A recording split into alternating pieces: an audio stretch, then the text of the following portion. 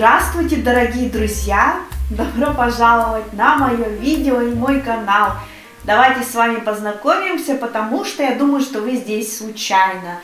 Меня зовут Мария, и я делаю видео для тех, кто изучает русский язык и интересуется русской культурой. Именно поэтому сегодняшнее видео у нас посвящено традиционным блюдам народа России татар.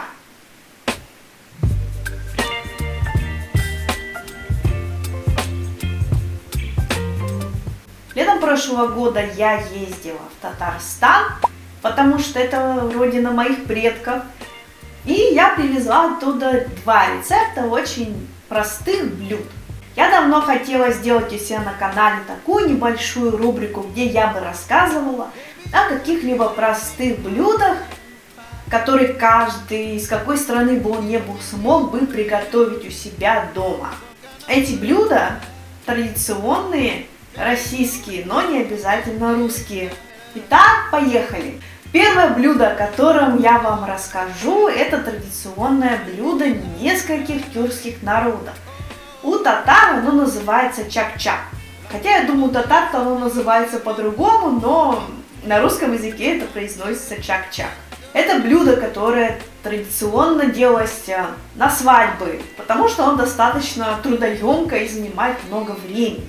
Поэтому, если вы будете повторять его дома, то пусть это будет выходной день. Что нам для этого блюда потребуется? Нам будут нужны яйца, пшеничная мука, сода, а также мед или сахар. И еще какое-нибудь растительное масло. Что мы делаем сначала? Это, конечно же, замешиваем тесто.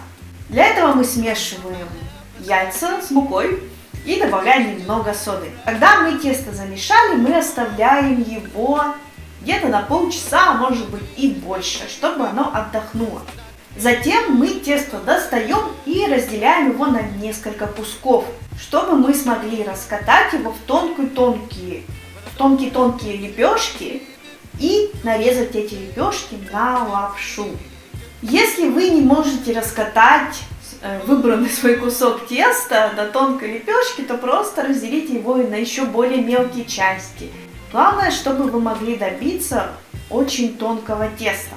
Это именно тот самый процесс, который занимает кучу времени. Но когда вы все-таки нарезали все тесто на тонкую лапшу, то мы можем теперь разогреть масло, чтобы обжарить это тесто во фритюре. Жарится эта лапша очень быстро, поэтому как только она немного становится золотистого цвета, то можно сразу доставать ее и отправлять сушиться и остывать на полотенце, на бумажном полотенце.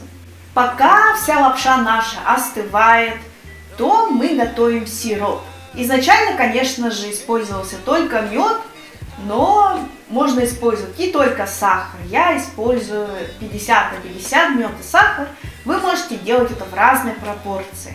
Мы топим мед и сахар до состояния сиропа. Чтобы узнать, что наш сироп готов, мы можем взять немного ложкой и капнуть его в холодную воду. Если сироп будет скатываться на пальцах, то значит он готов и достиг нужной консистенции. Затем мы перекладываем всю лапшу в какую-нибудь большую емкость и заливаем ее всю сиропом и тщательно перемешиваем, чтобы сироп равномерно распределился по всей лапше. Если вы не хотите готовить себе очень много чак-чака, то я рекомендую вам уменьшить количество ингредиентов вдвое. Итак, когда мы обваляли всю нашу лапшу в сиропе, мы можем поместить ее в формы. Это могут формы произвольные, вы можете просто на тарелке свалить, как вам будет угодно. Чак-чак должен остыть, либо при комнатной температуре, чтобы сироп загустел и окончательно, либо поставить в холодильник и наслаждаться этим весьма вкусным, но весьма калорийным блюдом, так что будьте осторожны. Следующее блюдо обрадует всех тех, кто изучает русский язык, потому что в этом слове целых 3 буквы «ы». Какая радость! Кыстыбый. Кыстыбый – это такое блюдо, которое представляет собой лепешку с начинкой. Блюдо, которое любимо всеми культурами, во все века, во все времена, потому что простое, и там можно запихать все что угодно. В последнее время традиционным кыстыбым считается кыстыбый с картошкой, точнее с картофельным пюре, поэтому именно с этого мы и начнем приготовление нашего блюда. Вы можете сделать свое картофельное пюре именно так, как вам лично нравится. Можете туда добавлять молоко или не добавлять, можете добавить туда обжаренный лук или какие-нибудь специи, или зелень, все, что вашей душе угодно. Ну а теперь самое главное, это, конечно же, лепешки. Как мы делаем тесто для лепешек?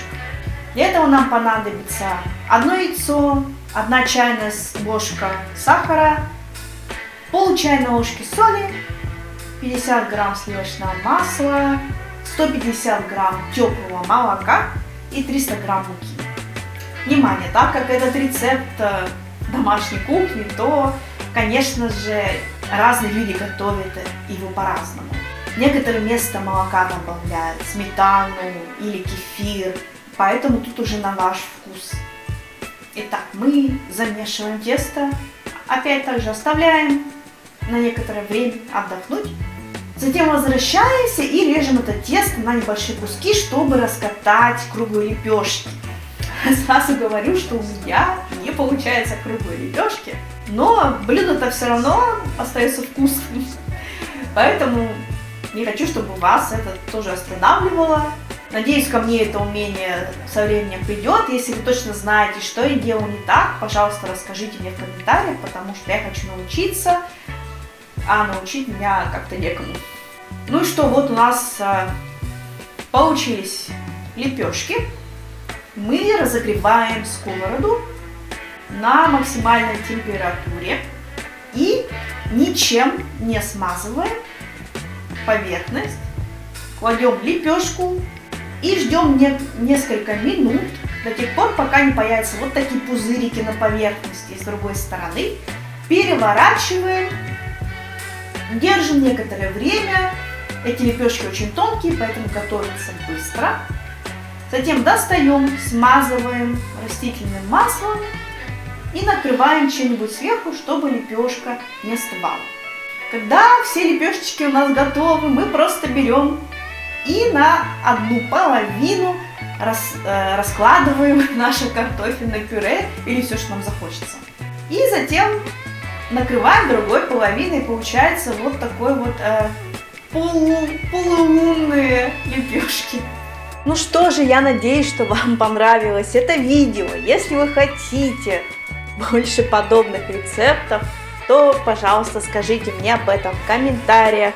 Подписывайтесь на мой канал, если вы изучаете русский язык или просто хотите его практиковать. Большое спасибо, что были со мной. Всем пока, до скорых встреч!